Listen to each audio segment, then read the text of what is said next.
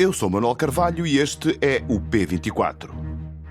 O BCE volta a decidir em favor dos que têm empréstimos na banca. Thank you very much, Wolfgang, and good afternoon, good morning to all of you. The Vice President and I welcome you to our press conference. The Governing Council today decided to lower the three key ECB interest rates by 25 basis points. No dia 12 de dezembro, a Presidente do Banco Central Europeu, Christine Lagarde, anunciou mais um novo corte nas taxas de juros de referência do Banco Central Europeu. Foi a quarta descida consecutiva que de alguma forma provava o sucesso da estratégia europeia de combate à inflação. Com o índice de preços a descer mês após mês, apesar de alguns sinais contrários no setor dos serviços, o custo do dinheiro podia baixar. A taxa de referência do BCE é aquele instrumento que determina quanto pagamos pelo empréstimo da casa ou que contribui para que a economia tenha uma maior ou menor dinâmica de investimento. É uma decisão que, como se costuma dizer, nos entra pelo bolso dentro. Hoje, o Conselho de Governadores do Banco Central Europeu reúne-se de novo e todos os analistas afirmam que a tendência de corte na taxa de juros de referência será mantida. Ou seja, tudo indica que essa taxa caia de 25 pontos base, passando de 3% para 2,75%. Com o custo do dinheiro mais barato, pode ser que os gastos dos consumidores aumentem e façam disparar o índice de preços, ou seja, que forcem a subida de inflação. Mas os governadores dos bancos centrais parecem confiantes no futuro e acreditam que isso não vai acontecer. O que afinal eles, os agentes económicos e os governos querem é que haja mais investimento e criação de emprego, isto desde que os preços estejam controlados. E, sendo assim, o BCE está pronto para fazer-lhes a vontade, descendo as taxas de juros. De acordo com algumas previsões, lá para o verão, a taxa de referência do BCE poderá estar na casa dos 2%. Boas notícias, portanto. A Europa está a crescer pouco, casos como o da Alemanha preocupam e um estímulo da política monetária é uma ajuda preciosa para o crescimento. Mas o que pode acontecer se os Estados Unidos aumentarem as tarifas de importação e desencadearem uma guerra comercial? Na economia, as incertezas fazem parte do jogo. Na maior parte das situações, há que esperar para ver o que vem a seguir. Por agora, o que me interessa é que os juros estão a baixar de novo. Ficamos com esta celebração e juntemos à conversa Pedro Brinca para nos ajudar a perceber até onde, como e quanto podemos festejar esta tendência. Pedro Brinca é investigador associado da Nova SBE e investigador do Centro de Economia e Finanças da Faculdade de Economia da Universidade do Porto. Este é o P24, o seu dia começa aqui. Viva, professor Pedro Brinca, muito obrigado por vir ao P24. Obrigado. Tudo indica que o BCE vai baixar a sua taxa em 25 pontos base na reunião de hoje, quinta-feira. Que conclusão é que os portugueses, os consumidores, os cidadãos, podem tirar desta decisão, caso se confirme como tudo indica? Bem, em primeiro lugar, esta decisão da descida das taxas de juros irá ter um impacto na prestação do crédito à habitação, o que afeta uma grande parte de portugueses, não é?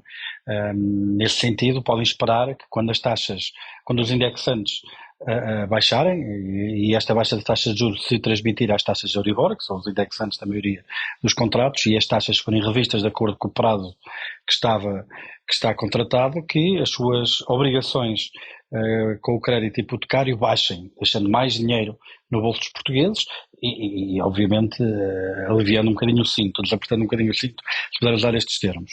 Mas, obviamente, que isto significa mais do que apenas este alívio para quem, de facto, tem obrigações de crédito. Isto significa que o Banco Central Europeu continua confiante que as medidas de política monetária, ou seja, não só as taxas de juros, o caminho das taxas de juros até agora, mas também outras operações que também mudaram nos últimos anos, em termos de compra de títulos nos mercados, etc., que toda essa política monetária que foi conduzida irá levar a economia para os 2% em 2025. Para uma taxa de juros de 2%.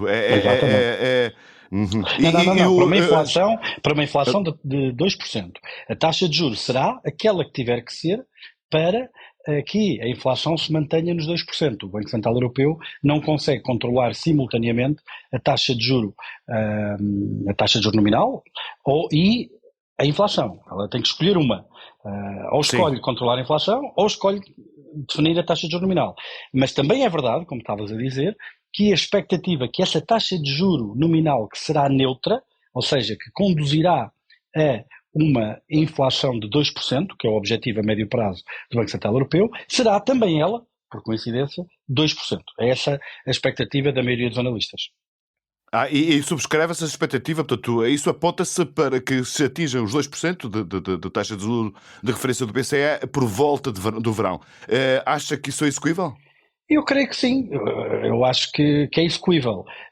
Aquilo que nós temos visto nos últimos meses é alguma revisão em baixa dessas expectativas. Vamos lá ver, a generalidade dos mercados apostava numa descida de 100 pontos base durante 2025, ou se quisermos um ponto percentual nas taxas de juros diretoras do Banco Central Europeu.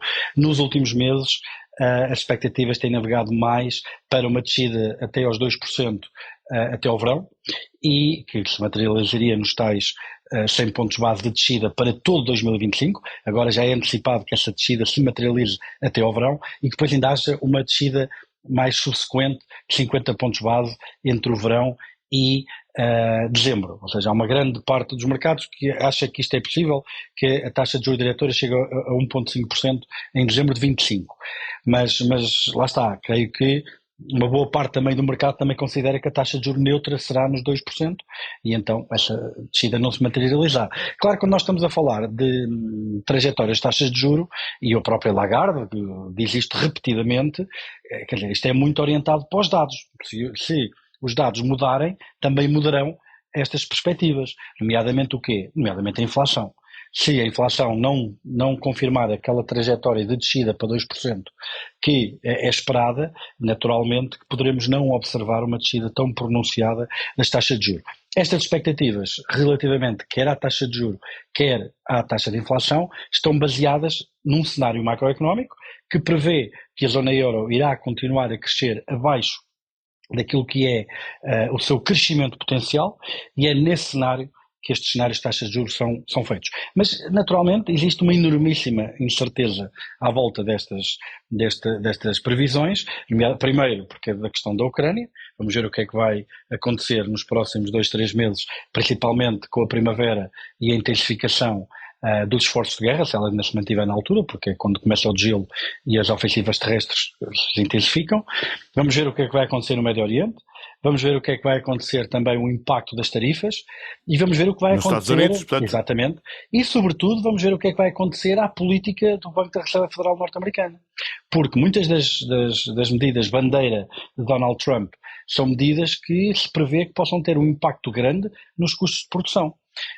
Por exemplo, as tarifas, nomeadamente, uma parte dessas tarifas, podemos aqui produto a produto estar a discutir se vai ser mais paga pelos americanos ou se vai ser mais paga por quem exporta para a América, mas uma parte será sempre paga pelos americanos. Serão muito poucos exemplos, será que há um em que a tarifa seja em termos de incidência económica, não jurídica, mas em termos de incidência económica, haverá muitos poucos exemplos em que toda essa tarifa seja refletida na receita ou no lucro de quem exporta e não de quem importa. Por exemplo, há um caso famoso que tem sido muito debatido na política americana, tinha a ver com as máquinas de lavar que vinham da China.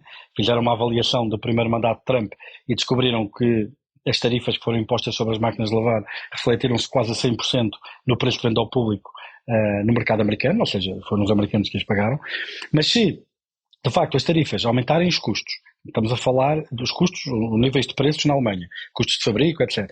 Se as deportações em massa se materializarem, e mesmo que elas não se materializem, só o espectro delas poderem suceder será, com certeza, um travão fundamental nos fluxos migratórios.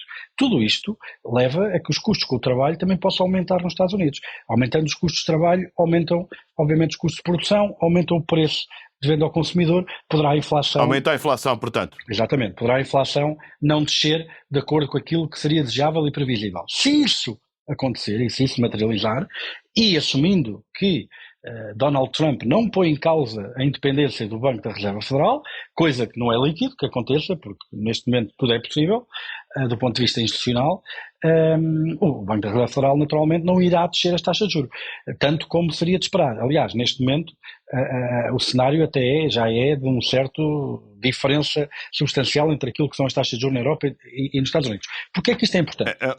Estamos a falar de 1,5%, não é? Exatamente. 1,5% acima na taxa de referência da Reserva Federal. Já são 150 pontos básicos. Mas porquê é que isto é relevante?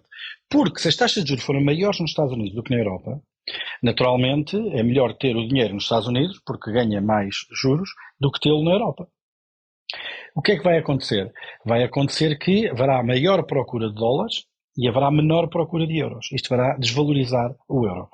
Ora, se o euro perder valor nos mercados internacionais por causa deste diferencial grande de taxas de juros, que se pode acentuar, se o BCE continuar a descer as taxas de juros e, pelas razões que nós aludimos, isso não aconteça nos Estados Unidos, aquilo que poderá acontecer é precisamente que, para evitar uma desvalorização tão grande do euro, o Banco Central Europeu se veja obrigado a não descer tanto as taxas de juros, ou eventualmente até poder subi-las.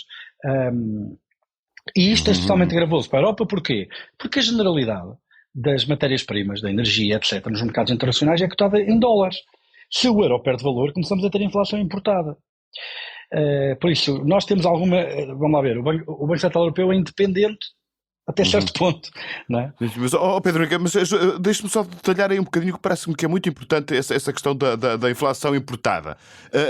Portanto, aquilo que está a dizer, portanto, a partir do momento em que as compras das matérias-primas são pagas em dólares, a partir do momento que a relação, o valor do dólar sobre o euro aumenta, isso quer dizer, portanto, que aquilo que nós vamos ter que pagar, por exemplo, pela gasolina ou pelo gás, será em euros muito maior do que aquilo que se a desvalorização não tivesse sido tão acentuada. Exatamente. Uma parte importante do preço na bomba de combustível é o preço da matéria-prima, não é? Há da distribuição, há os impostos, há isso tudo, mas uma parte ainda substancial é o preço da matéria-prima, do petróleo. Por exemplo, no caso do petróleo, não é? Também falaste da questão do gás. E obviamente que essa componente do preço poderá subir. Subirá, de certeza, porque se o euro perder valor face ao dólar, isso é uma questão mecânica. E isso poderá aumentar os nossos custos de produção e poderá aumentar a nossa inflação. Mas, por outro lado, portanto, há um risco de, se não descer as taxas de juros, perde-se a oportunidade ou a estratégia de alguma forma, acelerar a economia de alguns países que estão com crescimentos muito anémicos ou até em recessão, como, por exemplo, a Alemanha. Isso também é importante, que também é uma forte indicação, uma forte pressão, se quisermos, para que o Banco Central Europeu continue a descer as taxas de juros. Não lhe parece que é assim? Não, sem dúvida, mas é bom lembrar duas coisas. Em primeiro lugar, o Banco Central Europeu é independente, ou deve ser. E segundo, o mandato do Banco Central Europeu, ao contrário do Banco da Reserva Federal norte-americana, é um mandato hierárquico. Ou seja, em primeiro lugar está a estabilidade de preços, e só se a estabilidade dos preços não for posta em causa, então as decisões de política monetária podem atender a questões de nível de atividade económica ou emprego. Não é o caso dos Estados Unidos. Nos Estados Unidos eles têm um mandato dual, em que é suposto dar o mesmo peso à estabilidade de preços e à atividade económica. Seria desejável que as taxas de juros baixassem para que a economia europeia pudesse aumentar o seu crescimento potencial? Sem dúvida. Mas tanto ou mais importante do que isso, na minha opinião, são precisamente as reformas estruturais que a Europa precisa de fazer, e o relatório Draghi foi muito explícito relativamente à identificação dessas mudanças estruturais, do que propriamente alguma conjuntura macro que possa aumentar o nível de atividade económica na zona euro mais 3 ou 4, ou mais 3 ou 4 décimas, não é? Parece-me que esse é, sem dúvida, de longe, politicamente, socialmente, economicamente, o maior desafio. Mas sim, sem dúvida, há aqui um trade-off entre estabilidade de preços e nível de atividade económica. E as previsões que estávamos a fazer eram precisamente num cenário macro em que o nível de atividade económica na zona euro será prostrado relativamente àquilo que poderia ser uma situação de atingir o seu potencial. Agora, em termos muito práticos, olhando para todas essas condicionantes e todas essas incertezas, um casal jovem que tenha a perspectiva, por exemplo, de contrair um empréstimo para adquirir habitação, Não há nada que garanta, por um lado, uma estabilidade, mas também não há nada que ameace com um cenário tão instável como aquele que nós vivemos nos últimos 4 anos, principalmente depois da invasão da Ucrânia pela Rússia. Ou seja, mesmo dentro destes quadros de incertezas que o Pedro Brinca aqui nos trouxe, há uma previsibilidade maior de estabilidade, digamos assim. Seria muito surpreendente se as taxas de juros voltassem a subir, digamos isto. A expectativa é precisamente que elas deixam e os custos do crédito sejam mais baixos. Não obstante, acho que neste momento ainda estamos longe de pensar que o cenário de taxas de juros poderá voltar a ser aquele que era antes da pandemia. A maior parte das estimativas daquilo que os economistas chamam da taxa de juros natural estão acima daquilo que era antes da pandemia. Porque é que isto é importante? Porque será, em última análise, este conceito abstrato que os economistas criaram para pensar a economia, será o valor desta taxa de juros natural que irá determinar o quão baixo as taxas de juros atingirão, no nível mais baixo. Creio que não atingirão aquilo que é em 2019. Existem algumas razões para pensar que houve essa mudança, por exemplo, uma mudança no comportamento de poupança do Sudeste Asiático. Já há vários anos que o Sudeste Asiático compra cada vez menos dívida no Ocidente, diminuindo a procura por títulos. Naturalmente que quem emite os títulos tem que oferecer uma taxa de juros maior para conseguir realizar a mesma quantidade de fundos. Essa é uma pressão que existe sobre, precisamente, a subida da taxa de juros natural e da taxa de juros de longo prazo, se quisermos pensar taxa de juros natural um bocadinho dessa maneira. Existem outras questões de ordem demográfica, de envelhecimento da população, que também levam as generalidades economistas a acreditar, até mesmo o aumento da produtividade, dado pela aceleração da digitalização durante a pandemia, que leva a maioria dos economistas a acreditar que as taxas de juros não voltarão aos níveis que observámos em 2019. Nesse sentido, espera-se de facto que elas ainda deixam mais 100, 150 pontos base, mas talvez não descerão muito mais que isso. Muito bem, Pedro Brinca, muito obrigado pelos seus esclarecimentos, pela ajuda que nos deu em tentar perceber o que pode acontecer hoje na reunião dos governadores dos bancos centrais da zona euro. Foi um prazer. Obrigado. You tramped all the way from Minnesota. Why is that? I wanted to catch a spark. If you're traveling in the North Country Fair. I say no one wants to hear what a kid wrote last month. Well, I like your songs. A propósito da estreia de Complete Unknown, a biografia de Bob Dylan, que é interpretado, e dizem que é uma grande interpretação, por Timothée Chalamet, o jornalista e crítico do público Luís Miguel Oliveira conta-nos a longa e intensa relação do músico com o cinema. O cinema, escreve Oliveira, ofereceu ao músico vários espelhos deformadores da sua vida e obra, ou um labirinto dentro do labirinto que é Bob Dylan. Um texto que ainda nos abre mais o apetite para o filme de James Mangold, que se estreia hoje, para ler e saborear no público.